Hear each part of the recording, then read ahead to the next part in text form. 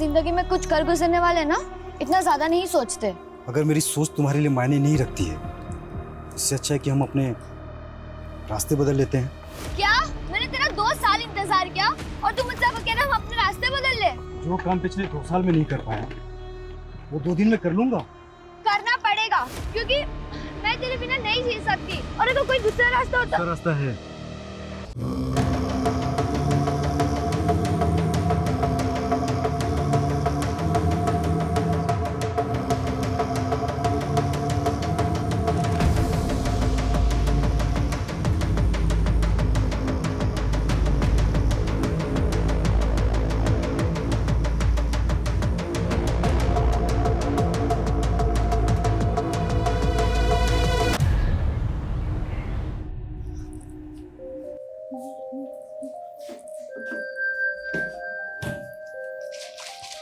दीदी, सिर्फ 15 दिन रह गए हैं आपकी शादी को, और मम्मी पापा को तो देखो, इन्हें लगता है कि शादी के बाद आपका नया जन्म होने वाला है।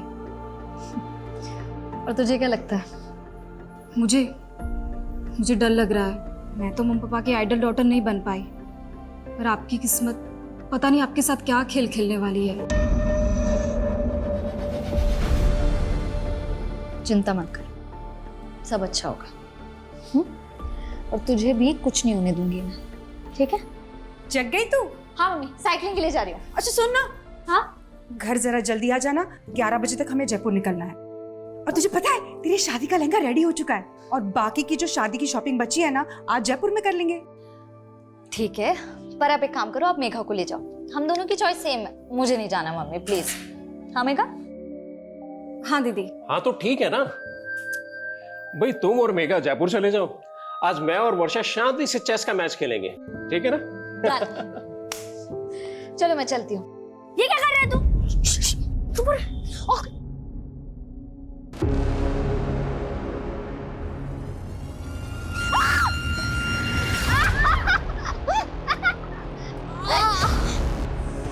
सॉरी दीदी, ये सब विहान ने। वर्षा, अरे ऐसे कैसे गिर गई? दीदी ऐसे कैसे गिर गई? ये तुम दोनों की शरारत है ना? हाँ, रुको, तुम्हारी मम्मी को बताती हूँ अभी मैं। रुक जाओ। मेघा छोड़।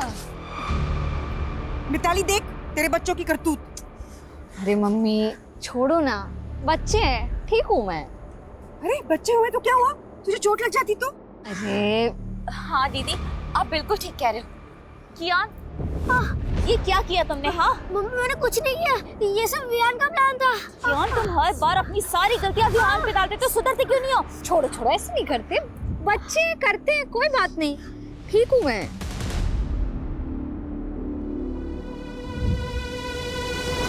अरे चैंपियन, क्या हुआ?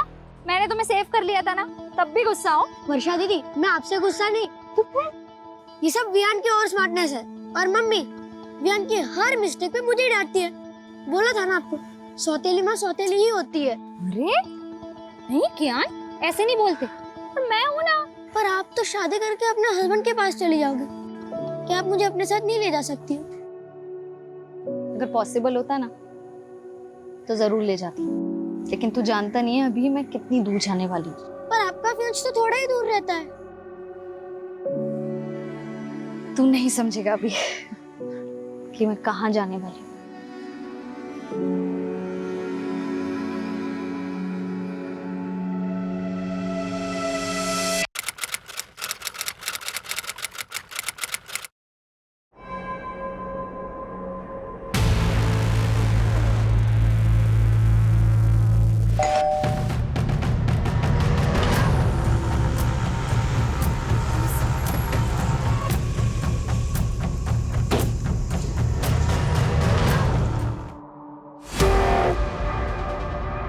अभिषेक जी मैडम। आप ही ने कॉल किया था? जी मैडम, हम लोग जगदीश भाई साहब के पड़ोसी हैं, और इनकी मेट सुबह जब काम पे आई तो इसी ने सबसे पहले सब कुछ देखा।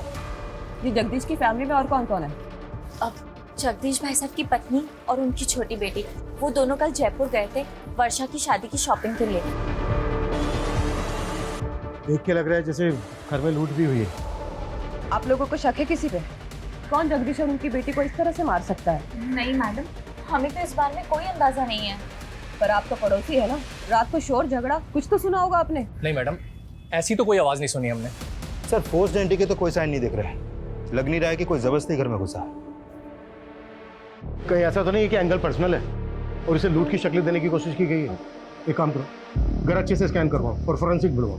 साहब सर जगदीश की पत्नी और छोटी बेटी कल रात जयपुर में थे, रास्ते में पहुंचते होंगे। ठीक है। सर ये देखिए, सर बच्चों के खेलने वाला वॉकी टॉकी मिला है, खून के निशान है इस पर।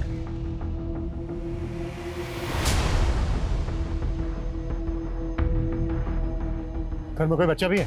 नहीं सर, ऐसा तो कुछ पता नहीं चला।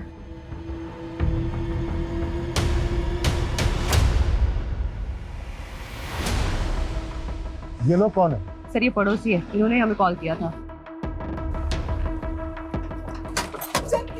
अरे रुकिए, अरे रुकिए, रुकिए, रुकिए, दो कॉल दो, रोको इन्हें, रुकिए, दो कॉल दो, रोको, वर्षा।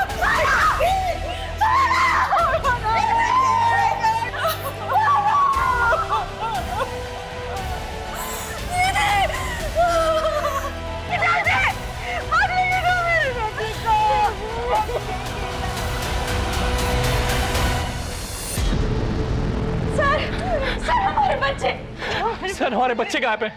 आपके बच्चे गायब है मतलब? सर हमारा बड़ा बेटा कियान और छोटा बेटा विवान दोनों घर पे नहीं है।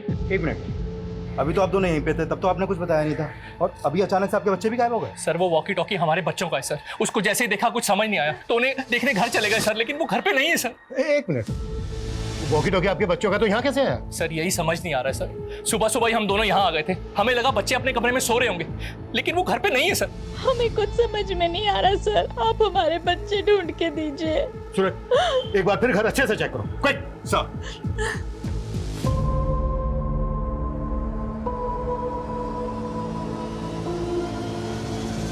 सर पूरा घर चेक कर लिया, बच्चे कहीं नहीं मिले। और सर मुझे तो इन पड़ोसियों की बातें अजीब लग रही है। थोड़ी देर पहले मुझे जगदीश की फैमिली के बारे में सब कुछ बता रहे थे और अब अचानक बोल रहे कि इनके खुद के बच्चे गायब हैं। सर कहीं लोग ड्रामा तो नहीं कर रहे? मतलब क्राइम सीन पर बच्चों के वॉकी टॉकी देखते इनको अचानक से अपने बच्चों की याद आ गई। ये लोग ड्रामा कर रहे हैं तो हमें पता करना होगा इनका और इनके बच्चों का इन मर्डर से क्या लेना था। आप लोगों को शक है किसी को? कुछ समझ में नहीं आ रहा, पता नहीं ये सब कुछ कैसे हो गया। आपके जो ये पड़ोसी हैं जो अभी अभी गए, कैसे लोग हैं? आपको इन पर कोई शक वगैरह? ये लोग, आप ऐसा क्यों पूछ रहे हैं? ये इत्तेफाक हमें काफ़ी अजीब लग रहा है कि आपके पति और आपकी बेटी का मर्डर हुआ और उनके साथ ही उनके दोनों बच्चे गायब भी हो गए। उन दोनों बच्चों का आपके घर आना जाना था क्या? हाँ, वर्षा दीदी को वो काफी पसंद थे। आपकी वर्षा और जगदीश के साथ आखिरी बार बात कब हुई? रात को 9 साढ़े 9 बजे उनसे बात हुई थी, तब तो सब कुछ ठीक था। पता नहीं रात में क्या हो गया। मैडम यही कियान और वियान का रूम है, रात को दोनों यहीं सोए थे। आपने रात में आखिरी बार कब देखा था बच्चों को? रात को 10:30 बजे वो बिस्तर पे चले आते हैं, मैं खुद उन्हें यहाँ सुला कर गई थी। उसके बाद सुबह 7 बजे जगदीश भाई की मेड ने आके हमें जगा दिया और उसके बाद हमें बच्चों को देखने का मौका ही नहीं मिला। लेकिन आपके बच्चे ऐसे कैसे गायब हो सकते हैं? भैया आप लोग हमसे कुछ छुपा तो नहीं रहे? नहीं मैडम, हम आपसे कुछ नहीं छुपा रहे, पता नहीं हमारे बच्चे किस हालत में, प्लीज हमारे बच्चों को ढूंढ के दीजिए। सर इन दोनों बच्चों का कहीं कुछ पता नहीं चल पा रहा है। आस पड़ोस में ऐसा कोई भी विटनेस नहीं मिला है जिसने बच्चों को या फिर किसी संदिग्ध को यहाँ पर देखा हो। एक तरफ एक ही फैमिली के दो लोगों का मर्डर और लूट, और दूसरी तरफ इसी मोहल्ले के दो बच्चों का गायब होना।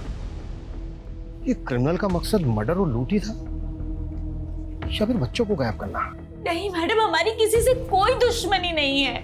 हो सकता है आपके बच्चे किडनैप हो गए हो और आपको फिरौती के लिए कॉल आया। मैडम मेरी एक छोटी सी दुकान है, ना मेरी खुद की कोई प्रॉपर्टी है और ना मेरी कोई बड़ी जायदाद है, कोई क्यों मेरे बच्चों को किडनैप करेगा?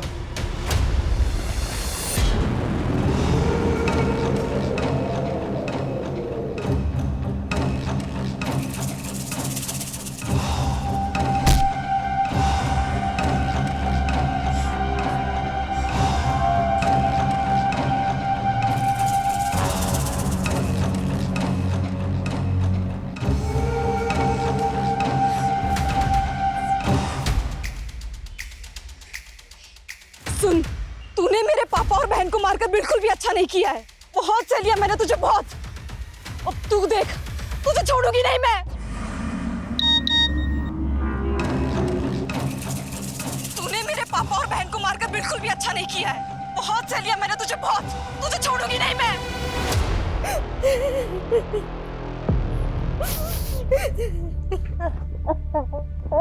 वियान, देखो मैं तुम दोनों के लिए क्या लाया हूँ।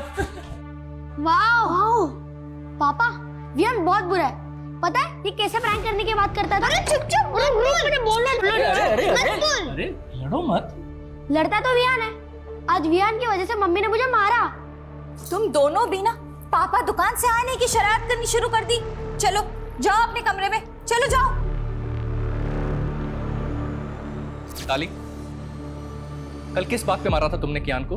तुम जानते हो अभिषेक कि दोनों बच्चे कितने शरारती है। ऐसी कोई बड़ी बात नहीं थी। लेकिन एक बच्चे के लिए हर छोटी बात बड़ी होती है, और कियान और रियान में तुम हमेशा से फर्क करती आई हो।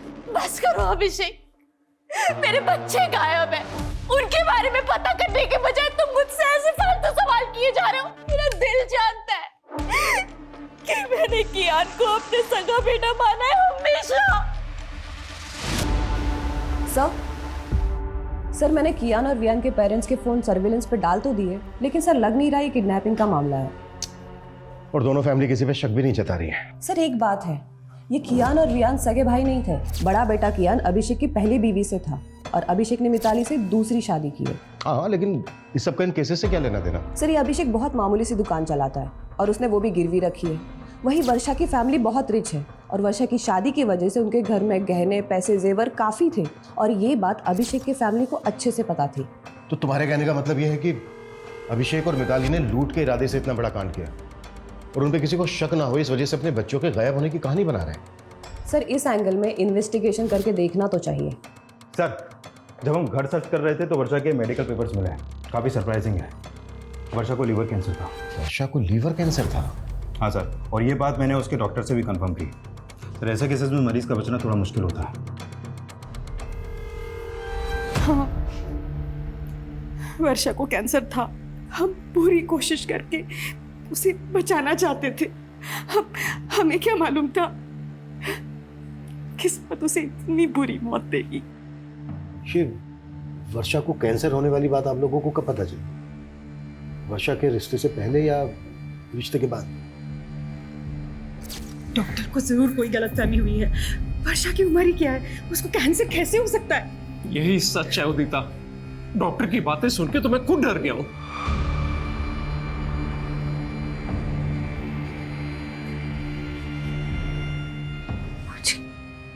कैंसर है। अरे नहीं बेटा, वो डॉक्टर को जरूर कोई गलतफहमी हो गई होगी। तो ठीक हो जाएगी बेटा, तुझे कुछ नहीं होगा, तो ठीक हो जाएगी। हाँ वर्षा बेटा, तो बिल्कुल ठीक हो जाएगी। अभी तो हमने तेरी शादी करनी है, तेरे बच्चों के साथ खेलना है हमने। वर्षा तो ये शादी करना ही नहीं चाहती थी, पर हमारे गुरुजी ने कहा था कि अगर उसकी शादी हो जाती है तो उसका भाग्य उसके पति के साथ जुड़ जाएगा और उसको एक नया जीवन मिलेगा। लेकिन आपने वर्षा के होने वाले पति और उसकी फैमिली से वर्षा को कैंसर ये बात छिपाई। पर हमने नहीं सोचा था कि हमारी बेटी इस तरह हमें छोड़ के चली जाए। सूरज, यस सर, वर्षा के होने वाले पति और उसकी फैमिली की बैकग्राउंड पता करवाओ। सर, सवाल ऑब्वियस है, कहीं वर्षा के होने वाले पति और उसकी फैमिली को पता तो नहीं चल गया था कि वर्षा को कैंसर है? ये बात वर्षा की फैमिली ने उनसे छुपाई है। पर अगर ऐसा था तो रिश्ता तोड़ सकते थे। क्या इसके लिए वो दो मर्डर करेंगे? अब ये केस सिर्फ डबल मर्डर केस और लूटपाट का नहीं रह गया है, इसमें दो बच्चों के मिसिंग होने का मामला भी जुड़ गया है और हमारा चैलेंज भी दुगना हो चुका है।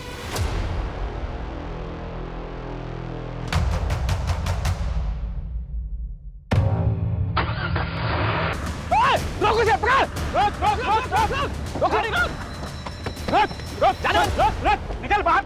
कहाँ भाग रहा है? निकल निकल। क्या हुआ? चल निकल। हाँ, पहले ये बता वो क्या है? कियान! कियान! कियान! ये क्या हो गया?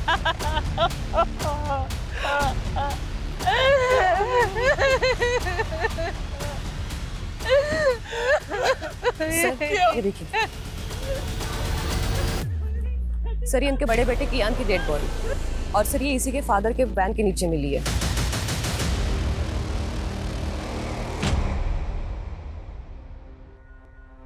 सुबह से हमसे बोल रहे थे कि बच्चे गायब है, बच्चे गायब है, और ये अपने बच्चे की डेड बॉडी अपनी वैन के नीचे छुपा के रखी है। ये आप क्या बोल रहे हैं सर? मेरी कुछ समझ में नहीं आ रहा सर। लेकिन हमारी सब कुछ समझ में आ रहा है। पहले तुमने जगदीश और उसकी बड़ी बेटी वर्षा का मर्डर किया, फिर घर में लूट की, और जब ये सब कुछ बच्चों ने करते हुए देख लिया तो फिर बच्चों को भी मार डाला। ये आप क्या बोल रहे हैं सर? फिर तूने अपनी वैन यहाँ पर छुपा के क्यों रखी है? मैं तो रोज ही गाड़ी यहाँ पार्क करता हूँ। जिसने भी मेरे बच्चे को मारा होगा जानबूझकर मेरी ही गाड़ी के नीचे बॉडी छिपा दी होगी। अब तेरी पोल खुल गई तो तू कहानी बना रहा है। उसकी जेब में तो था मेरे एक बच्चे की लाश पड़ी है, मेरे दूसरे बच्चे का हाथा पता नहीं है, और आप हमें ही सुनाए जा रहे हैं। हम हमारे बच्चे को क्यों मारेंगे? क्यों मारेंगे हम?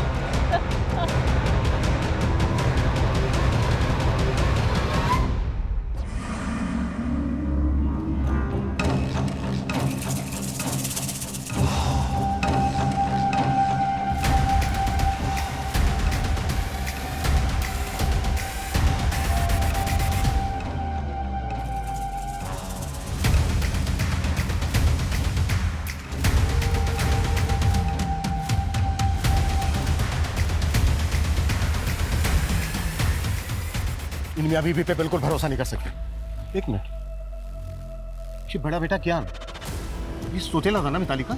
हाँ सर, सौतेले बेटे की लाश मिली है और सगे बेटे का कुछ पता ही नहीं चल रहा। तो पता करो। सुबह 2 लाशें मिली हैं और अब ये तीसरी लाश बच्चे की। पूरा घर स्कैन करो और ये भी चेक करो कि ये किस किस के कांटेक्ट में है। अगर इस समय ये लोग शामिल हैं तो उन्होंने चोरी का माल कहीं छुपा के रखा होगा। Yes sir. सर, अभी थाने से यादव का कॉल आया था। वर्षा और जगदीश के कॉल रिकॉर्ड आ गए हैं। वर्षा का फ़ोन अभी भी एक्टिव है, और जब यादव ने वर्षा के नंबर पर कॉल किया तो उसका फ़ोन उसकी छोटी बहन ने उठाया। मतलब वर्षा का फ़ोन मेघा के पास है। What?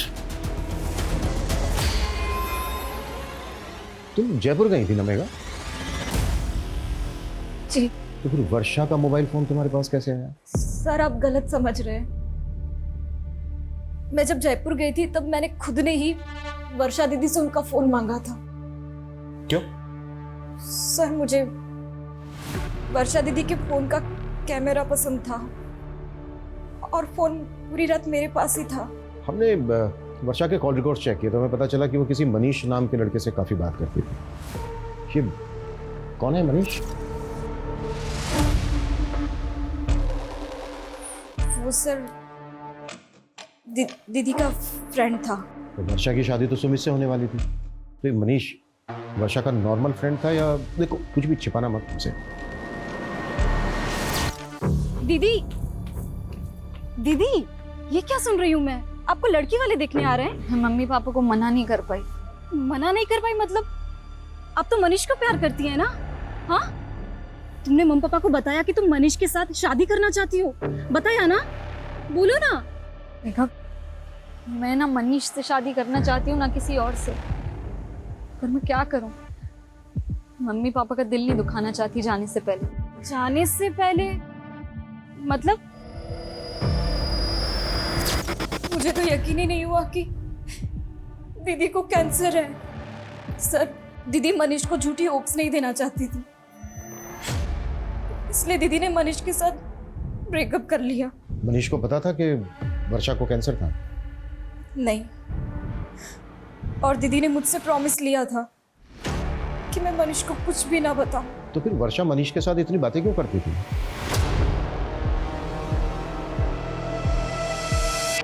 मुझे मालूम था तू मुझे छोड़ ही नहीं सकता। अरे तू रो रहा है? तुझे तो खुश होना चाहिए कि अपना रिश्ता 1 नहीं 2 नहीं बल्कि 4 कदम आगे बढ़ गया है।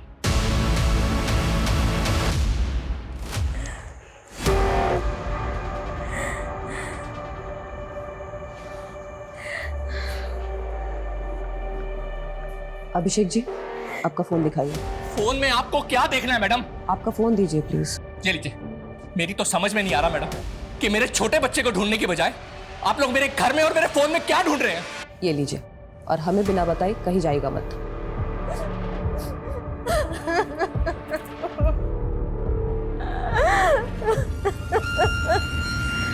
सर मनीष का फोन कल रात वर्षा के घर पर ही एक्टिव था। हो सकता है कि वो वर्षा से बदला लेना चाहता हो, क्योंकि वर्षा उसकी बजाय किसी और से शादी करने वाली थी। बुलाओ इस मनीष को। और हाँ, मेरी वर्षा की मदर से बात हुई। उनका कहना है कि पहले उनके साथ जयपुर वर्षा जाने वाली थी, लेकिन बाद में मेघा उनके साथ गई। मतलब अगर वर्षा जयपुर जाती तो उसके फादर के साथ वर्षा का नहीं, मेघा का मर्डर होता। पॉसिबल है। और सबसे अटपटा यह है कि मेघा जयपुर वर्षा का फोन लेकर क्यों गई? सूरज, कहीं कुछ ऐसा तो नहीं है कि इसके पीछे कोई ऐसी कहानी है जिसे अभी तक हम समझ नहीं पा रहे हैं?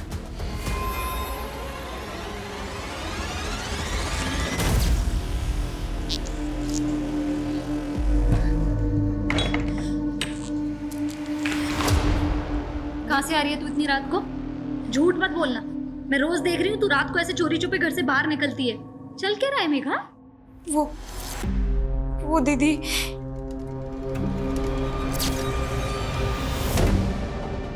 मुझे माफ करना दीदी, मेरी वजह से आप और पापा। जितना टाइम लेगा ना सच कबूल करने में, उतनी ज्यादा दिक्कत होगी तुझे। सर मैं वर्षा से प्यार करता था सर, उसे मारने के बारे में सोच भी नहीं सकता। झूठ मत बोल। रात के 1 बजे तक तेरा मोबाइल फोन वहीं पर एक्टिव था। एक लड़की तुझे रात को अपने घर बुलाएगी, वो भी तब जब उसके फादर घर पे हैं। 15 दिन बाद उसकी शादी होने वाली है। पता है तुझे ना क्यों कहा था उसने? नहीं सर। क्योंकि कैंसर था उसको। वो नहीं चाहती थी कि शादी के बाद तू खो दे उसको, और तूने मार दिया उसको। ये क्या बोल रहे हैं आप सर? उसने मुझे बताया भी नहीं सर। उसे कैंसर था। अब अगर तुझे पछतावा हो रहा है तो सच कबूल कर ले कि तूने ही मारा है उसको, जबकि उसने तेरा कभी बुरा नहीं चाहा। सर मैंने भी वर्षा का कभी बुरा नहीं चाहा सर।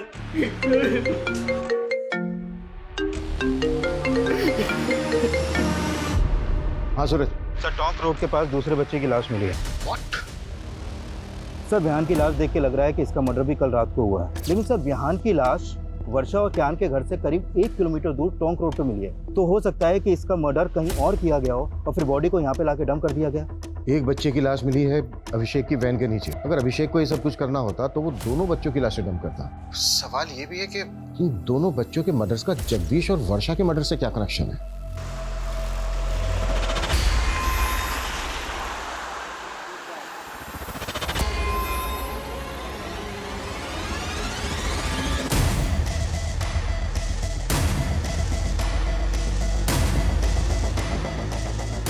आओ आरती।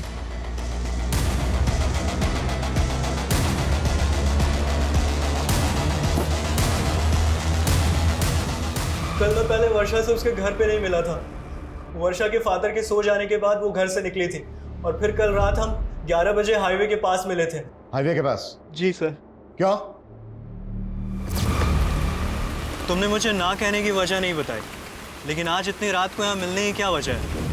कहीं ऐसा तो नहीं तुम मेरे साथ भागना चाहती हो? तो अभी भी सपनों में ही है मनीष। सपने दिखाए भी तो तुमने थे और तोड़ भी तुमने दिया। हेलो, हाँ मैं हाईवे के पास आ गई हूँ, पैसे लेकर आ जाओ। इतनी रात को किसके पैसे देने हैं? आखिर चल क्या रहा वर्षा? एक लड़का मेघा को ब्लैकमेल कर रहा है। क्या? पिछले 3 महीने से मेघा उसके चंगुल में फंसी हुई है। मुझे तुम्हारी हेल्प चाहिए मनीष। हेल्प तो हमें पुलिस के लिए नहीं चाहिए ना, और तुम इतनी रात को अपनी लाइफ रिस्क में डाल के यहाँ पे आ गई। मैं पुलिस के पास नहीं जा सकती। क्यों? उस लड़के के पास मेघा के कुछ कॉम्प्रोमाइजिंग वीडियोस हैं। वो जब यहाँ आएगा ना तो हमें उससे ना फाइनल बात करनी है, सब कुछ सेटल करना होगा ताकि वो बार बार मेघा को परेशान ना करे और उसके वीडियोस हमेशा के लिए डिलीट कर दे।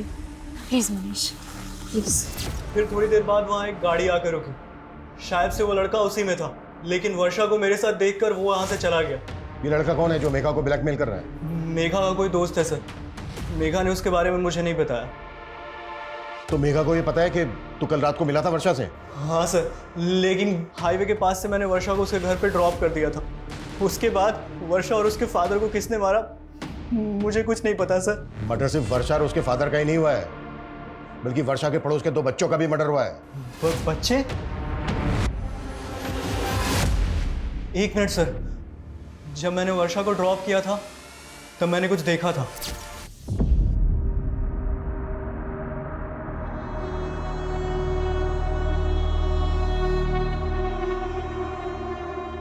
ये बच्चे थे? हाँ हाँ सर, यही दोनों बच्चे थे। क्या कर रहे थे वहां पर? नहीं मालूम सर।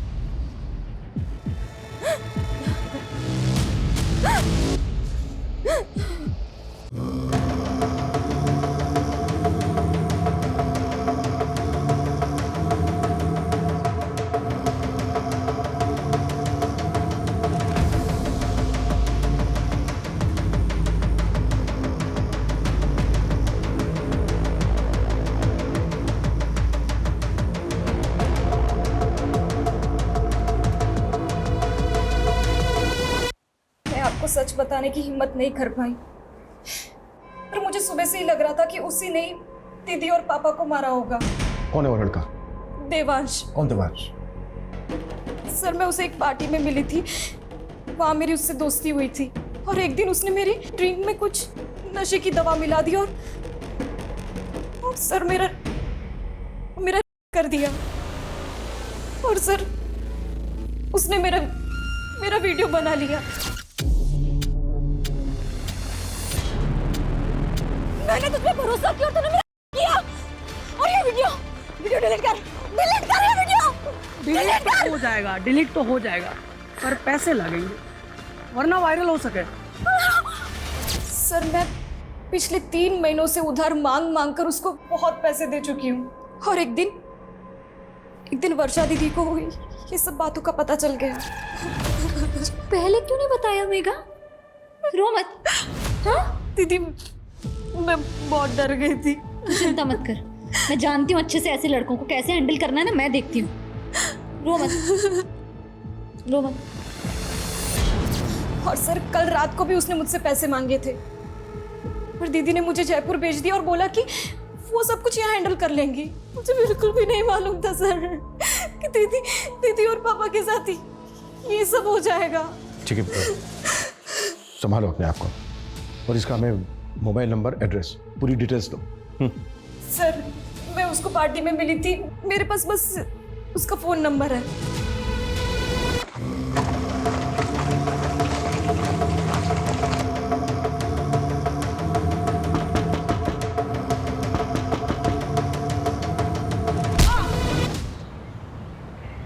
सर देवांश का नंबर आदर्श नगर के एड्रेस पर रजिस्टर्ड है, लेकिन उसका घर भी बंद है और उसका फोन भी। हमने उसका लुकआउट नोटिस जारी करवा दिया है। गुड। सर गौतम नगर में और एक फैमिली का मर्डर हुआ। व्हाट? हो क्या रहा है?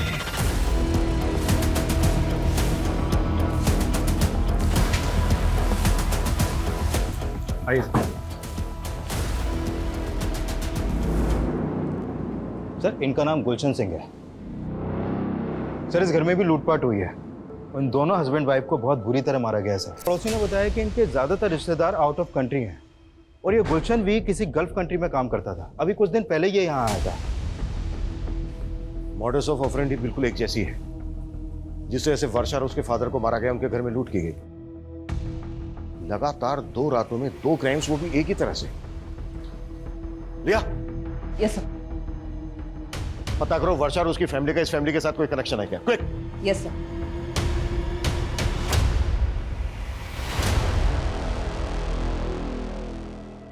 सब क्या आप पुराने गहने खरीदते हो? हाँ, कैसे गहने? सोने के? दिखाओ।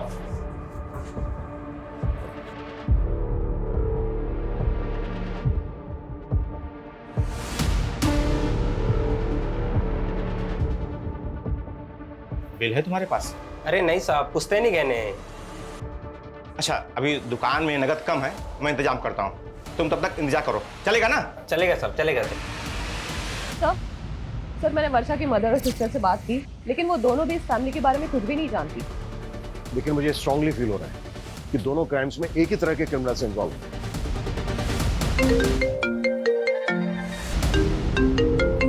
हाँ बोलो। सर गणेशपुरा में एक आदमी एक ज्वेलरी शॉप पे कुछ गहने बेचने आया था। दुकानदार को उस पर शक हुआ तो उसने हमें फोन किया था। हमने उस आदमी का अरेस्ट किया है। गुड। साहब मैंने चोरी नहीं करी साहब, आप बेवजह परेशान कर रहा साहब। झूठ बोलता है साहब मैंने चोरी नहीं करी साहब। अगर तूने चोरी नहीं की तो इतने महंगे गहने कहाँ से आए तेरे पास? साहब मैं तो कबाड़ा बेचता हूँ साहब, कबाड़ी खोज में इधर उधर गया था, मेरे को तो पड़े हुए मिले थे रास्ते में साहब। पड़े हुए मिले तुझे? पड़े हुए मिले इतना बड़ा कांड करके बैठा है तू, और ये बॉल। साहब मैं तो गरीब आदमी हूँ साहब, मेरे को तो बस रास्ते पे पड़े ही मिले थे साहब। ये नौटंकी ऐसे नहीं उगलेगा। सर इतना पिटने के बाद भी ये आदमी यही बोल रहा है कि इसे गहने रास्ते में पड़े मिले। पिछली 2 रातों में 2 फैमिलीज को टारगेट किया गया। झूठ बोल रहे हैं। सूरज एक काम करो, वर्षा की फैमिली से गहनों की पहचान करो। सर साहब छोड़ दो ना साहब, साहब अपनी मारो अपनी बिंदनी को, साहब छोड़ दो ना साहब, छोड़ दो साहब, साहब साहब छोड़ दो ना साहब, साहब छोड़ दो ना साहब, साहब साहब चाय पिला दो साहब। चाय चाहिए साहब? इसको चाय पिला दो साहब और मुझे दारू पिला दो साहब। अरे तू चुप कर साहब, चाय ना दे सको तो कम से कम चद्दर दे दो साहब। साहब साहब चाय पिला दो साहब, ठंड लग रही है साहब, चद्दर दे दो। ये गहने देख के बताइए कि ये उन्हीं गहनों में से हैं जो आपके घर से गायब हुए? ये तो वर्षा की चेन, कंगन और बालियां हैं। क्या झूठ बोल रहा है? यादव ताला खोल। कैसा? कमियों ने हमारी नींद हराम कर रखी और तुमने सोने दिया इसको। चलो ऐसा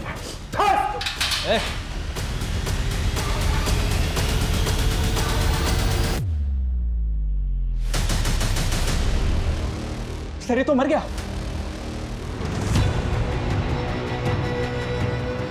कैसे हुआ ये? क्या खिलाया इसको? मुंह से झाग निकल रहा है इसके, जहर कहां से है इसके पास? सर जहर के बारे में मुझे नहीं पता, बल्कि सर ये चाय मांग रहा था, हमने चाय भी नहीं दिया। सर ये बोल रहा था कि इसे ठंड लग रही है। सर ठंड से मर जाएगा यादव, वो भी इस मौसम में। एग्जैक्टली क्या हुआ था? सर मैंने लॉकअप के अंदर एक शराबी को बंद किया था। सर वो शराब पीकर अपनी बीवी को बाजार में मार रहा था। थोड़ी देर पहले उसकी बीवी आई थी यहाँ पर, अभी अपने पति को अंदर करने के लिए बोल रही थी और अब उसे अब छुड़ाने भी आ गई। अभागी हूँ साहब, अब जैसा भी है हमारा मर्द है, कम से कम खाने को तो देता है। साहब छोड़ दो इसको, मैं अपनी शिकायत वापस लेती हूँ। साहब छोड़ दो ना साहब, साहब अब नहीं मारूंगा कभी अपनी बींदड़ी को साहब। वो साथ लेके गई उसको? कब आई थी? कितनी देर पहले? सर तकरीबन 15-20 मिनट पहले। 15-20 मिनट पहले? ज्यादा दूर? मुझे बाहर का सीसीटीवी फुटेज दिखाओ। Quick quick quick quick. Okay साहब। जल्दी। एक मिनट पीछे करो, पीछे करो।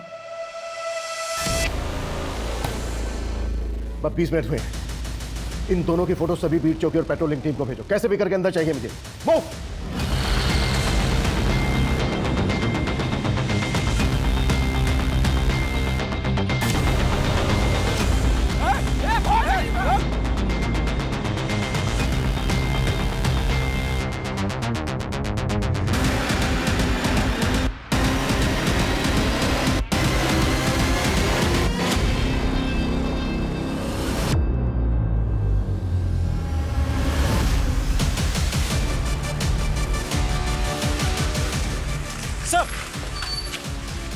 सर इस तरफ।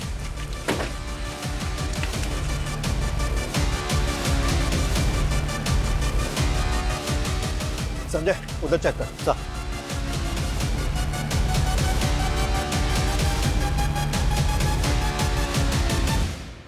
देख अब हम इनसे बच नहीं पाएंगे, तू कबीले पहुंच, मैं इनका ध्यान भटकाता हूँ। आप अपना ध्यान रखना। मैं ख्याल रखूंगा, तू पहुंच।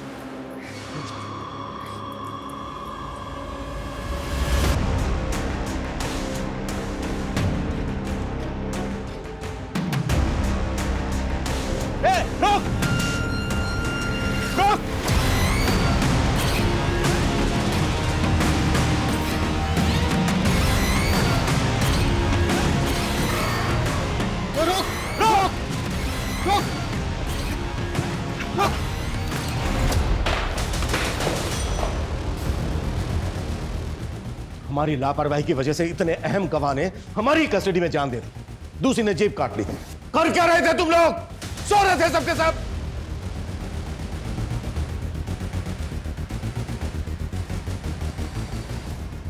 ये कोई आम लोग नहीं है, बहुत खतरनाक गिरोह है। इतना खतरनाक इन्हें अपने गिरोह के लिए अपनी जान की भी परवाह नहीं है।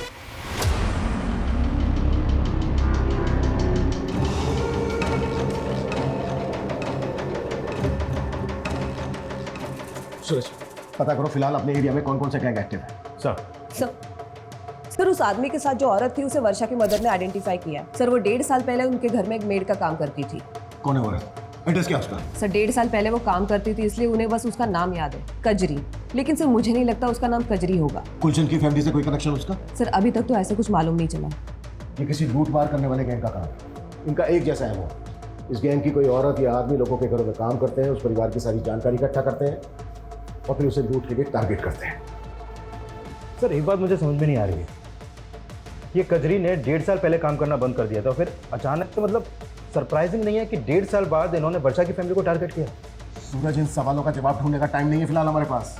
हमें जल्द से जल्द ये पता लगाना होगा कि ये लोग किस गैंग से ताल्लुक रखते हैं। पिछली 2 रातों में इन्होंने 2 फैमिली को टारगेट किया है। हो सकता है आज रात ही किसी तीसरी फैमिली को टारगेट करें। उससे पहले हमें इन्हें रोकना होगा। क्लियर? सर क्या पता नहीं चला? सर कांस्टेबल यादव का अभी तक कुछ पता नहीं चला।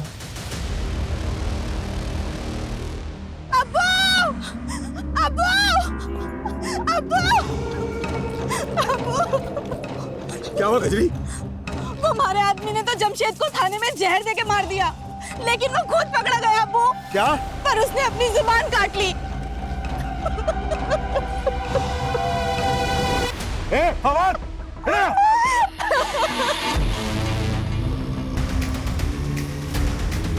सुना तुमने? एक हमारा दामाद हुआ, गिरोह की पोल ना खुले इस वास्ते अपनी जबान काट ली। और एक तू है। पिछले 2 सालों में ऐसी जितनी भी लूट और मर्डर की घटनाएं घटी हैं, उन सब की रिपोर्ट मुझे मेरे टेबल पर चाहिए। चल से चल। सर यादव का कुछ पता चला? नहीं सर, एक टीम गई उस डायरेक्शन में, लेकिन अभी तक कोई अपडेट नहीं आया। उसकी फोन लोकेशन ट्रेस करवाओ, क्विक। Okay sir. सर वर्षा उसके फादर जगदीश की पोस्टमार्टम रिपोर्ट आ गई है। दोनों विक्टिम को लाठियों से पीटा गया था और दोनों के ही सर के घाव पर लकड़ियों के टुकड़ों के ट्रेसेस मिले और उसके ऊपर मस्टर्ड ऑयल थे। Mustard oil? हाँ सर। सर ऐसे ही मस्टर्ड ऑयल के ट्रेसेस जिहान और कियान की बॉडी पर मिले थे। एक मिनट,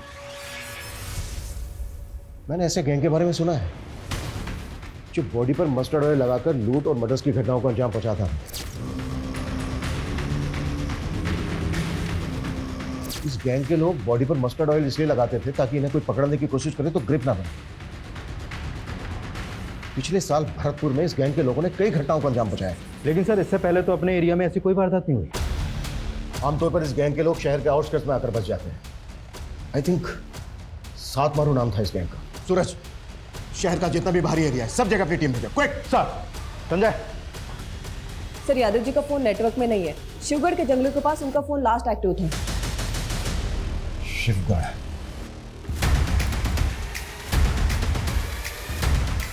यो पुलिस वाला अड्डा तक पहुंच गया है।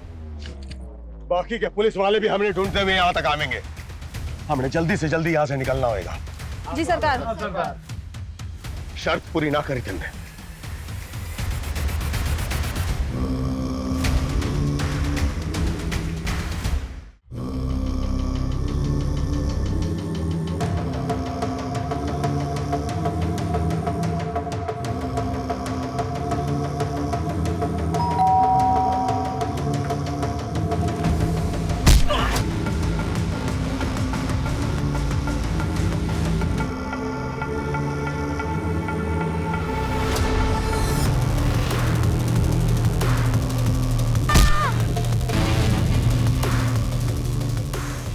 छह मार दिए हैं तन्ने, 7वां थारे सामने खड़ा है।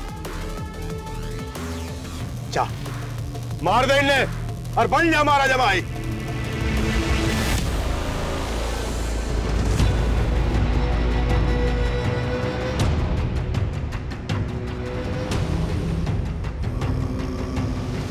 मार फवाद, इसको मार।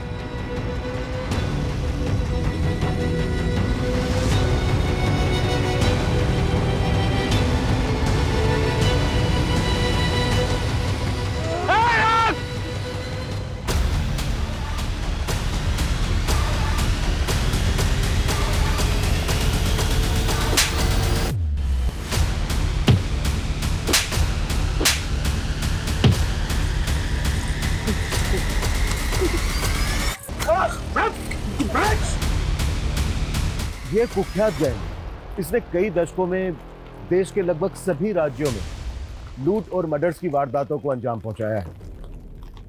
ये इस गैंग के समुदाय का एक छोटा सा टुकड़ा है जिसको हमने गिरफ्तार किया है।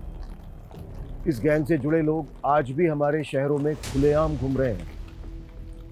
इनके लोग फेक पहचान और नाम के साथ डोमेस्टिक हेल्पर बनकर लोगों के घरों में काम करते हैं, उन परिवारों की जानकारियां इकट्ठा करते हैं और मौका मिलते ही वारदातों को अंजाम पहुंचा देते हैं। इसलिए बेहद जरूरी है कि जब भी आप किसी को अपने घर पर काम पर रखें, उससे पहले उसकी पुलिस वेरिफिकेशन जरूर करवाएं। और यदि आप अपने घर के आसपास किसी अनजान या संदिग्ध व्यक्ति को देखते हैं तो उसे नजरअंदाज ना करें। आपकी ये सतर्कता सिर्फ आपको ही नहीं, दूसरों को भी बचा सकती है। जय हिंद।